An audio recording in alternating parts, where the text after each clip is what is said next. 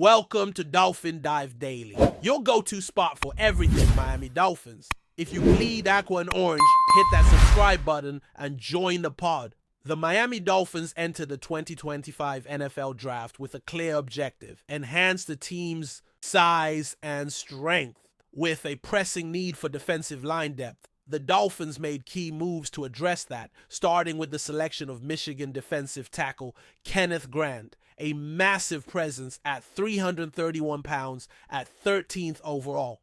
They followed that up by trading up to secure Arizona's offensive guard Jonas Avainaya at pick 37. But perhaps the most intriguing pick came later in the draft at pick 143, where the Dolphins selected Maryland defensive tackle Jordan Phillips, a player who could end up being a steal. Phillips, weighing in at 320 pounds, adds another layer of power and toughness to Miami's defensive line, a unit in need of bolstering. Phillips' selection wasn't just a matter of filling a need. It was a statement of the Dolphins' strategic approach. With only Zach Sealer and Benito Jones expected to contribute significantly on the defensive line, the decision to double down on defensive tackle makes sense. Grant is likely to see immediate starting action, but Phillips, with his combination of power and potential, is expected to see plenty of playing time. This makes Phillips an intriguing prospect for the Dolphins, not just as a rotational player, but as someone who could grow into a starter with time and development. In our third part of the draft film review series, we take a deep dive into Jordan Phillips' skill set, looking at both his strengths and areas for improvement. Phillips' run defense is undoubtedly his biggest asset. Standing at 6'3" and weighing 320 pounds, he plays with a low center of gravity and has a rare ability to shed blocks quickly after the snap. His strength is evident in the way he engages offensive linemen, delivering a powerful shock upon contact.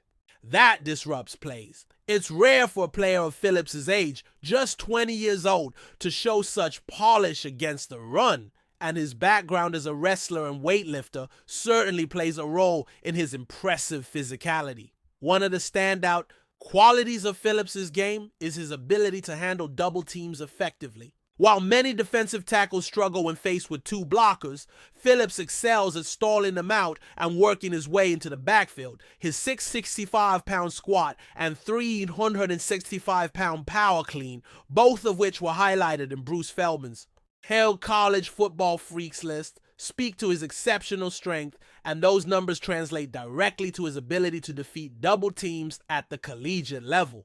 However, Phillips' lack of length, with a 6th percentile arm length and a 37th percentile wingspan, could present a challenge in the NFL, where shedding blocks is often more difficult against larger, more skilled offensive linemen. Another area that makes Phillips intriguing is his flashes of quickness and athleticism for a player of his size. While not a constant feature of his game, Phillips has demonstrated a surprising ability to beat blockers with quick moves, such as a swim move that allows him to burst into the backfield. This rare combination of size and speed makes Phillips a player worth monitoring. While he wasn't asked to do much in terms of pass rush at Maryland, Phillips' natural strength and quickness give him the potential to develop into more than just a run stuffer in the NFL. Despite the flashes of athleticism, Phillips' pass rush production at Maryland was disappointing. He failed to record a sack in his final season and had a modest 16 quarterback pressures and 10 quarterback hurries. Maryland's defensive scheme didn't ask Phillips to be a pass rusher, instead focusing on his run-stopping ability. As a result, Phillips wasn't put in many opportunities to showcase his pass rush skills. While his production numbers were underwhelming, Phillips does have some impressive flashes, such as his ability to use power moves like the club and swim to make his way into the backfield. Looking ahead to his NFL career, it's important to temper expectations for Phillips as a pass rusher. He likely won't come in and immediately become a force in the pass rush game, but his ability to create push up the middle and occasionally disrupt the pocket could make him a valuable contributor to the Dolphins' defense. Even if he doesn't rack up a ton of sacks, his ability to pressure the quarterback and collapse the pocket will help the defense by forcing quarterbacks off their spots and preventing plays from extending downfield. As a day 3 pick, Phillips comes with a lower ceiling in terms of expectations, but that doesn't mean he can't become a valuable player for the Dolphins. There's a reason players fall to the 5th round, but with some development, Phillips has the potential to become a key piece in Miami's defense. He was generally ranked between 104 and 118 overall on media boards, which suggests he could be a potential starter if things break right.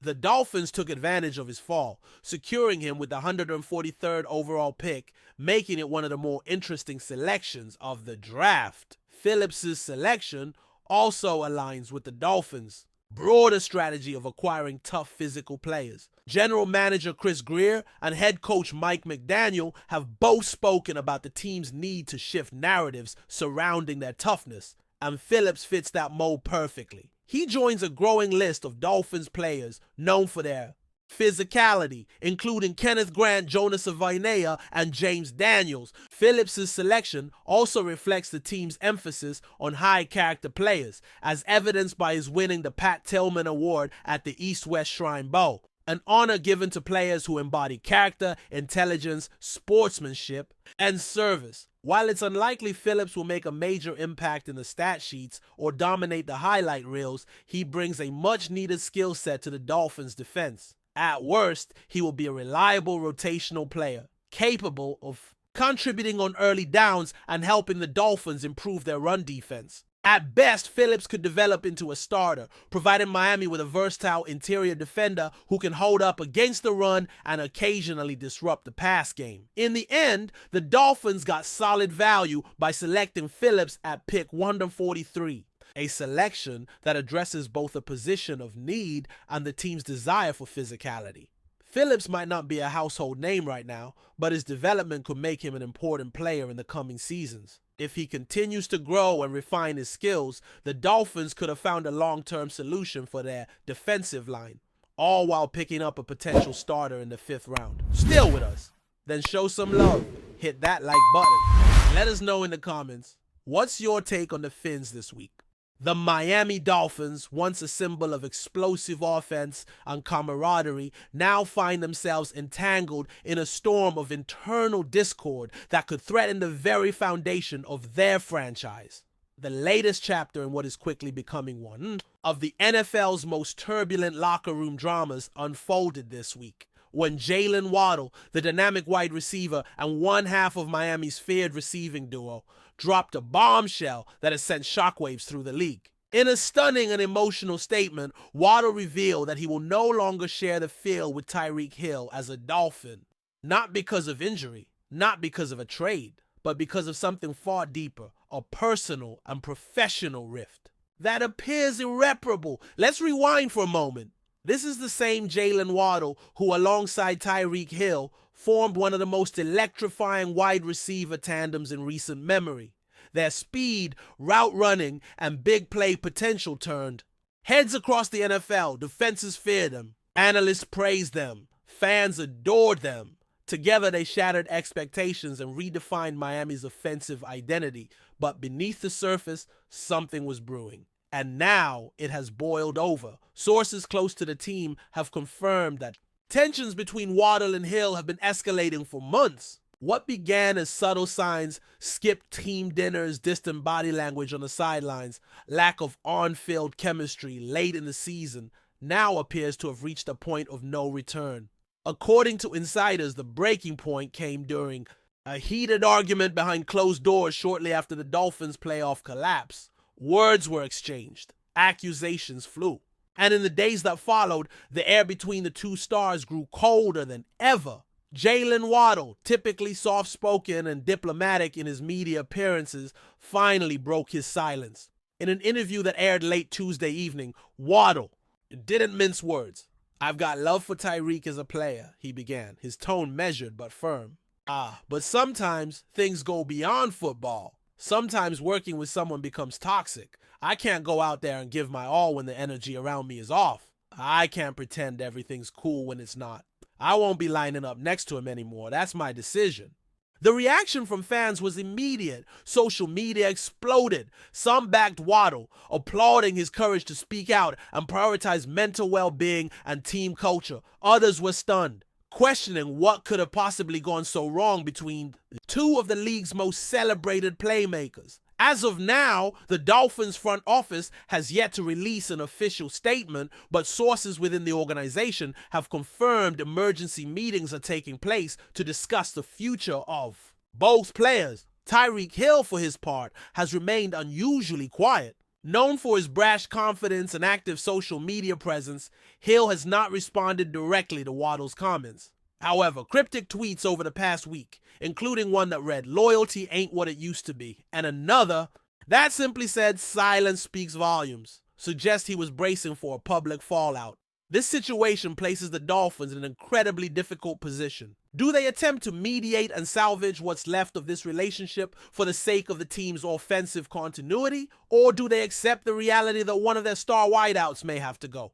Considering the financial and emotional investment in both players, there's no easy solution. Waddle is younger, homegrown, and represents the future. Hill, on the other hand, is the high-profile acquisition who helped catapult Miami into contender status. Losing either would be a massive blow on the field and in the locker room. There's also the question of quarterback Tua Tagovailoa, who now finds himself caught in the middle of a feud that could derail Miami's momentum heading into the 2025 season. Tua has always emphasized chemistry and trust among his targets.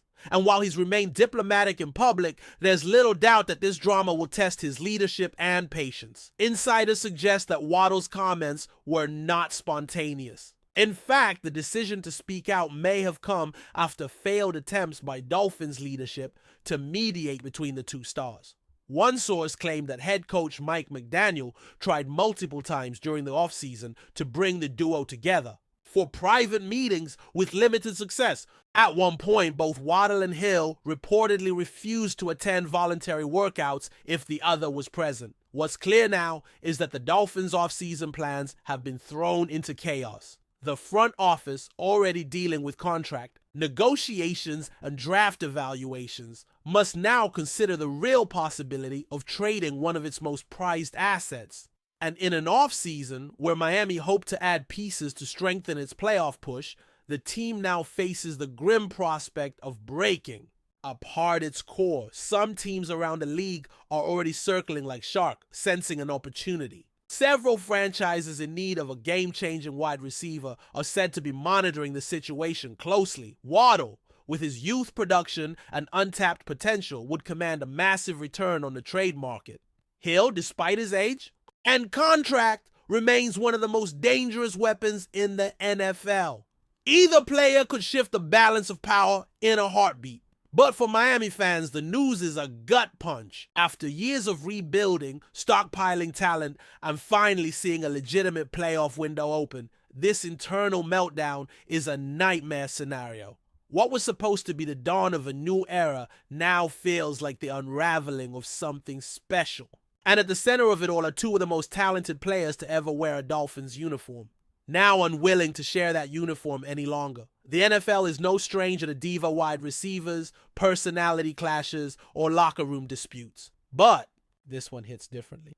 Perhaps because we saw the magic on the field. Perhaps because we believe the hype, the chemistry, the unity. Or maybe because it serves as a reminder that behind every highlight reel and touchdown celebration, there are real human dynamics at play. Egos, emotions, disagreements that can't always be fixed with a team meeting or a pep talk. As things stand now, Jalen Waddle's declaration marks a pivotal turning point. Either the Dolphins will act swiftly, making a bold and decisive move to trade one of their stars and move forward with clarity, or they will let this situation linger, risking a fractured locker room and an offense filled with tension rather than trust. One thing is certain, the dream of the Waddle-Hill duo lighting up. The league once again is over.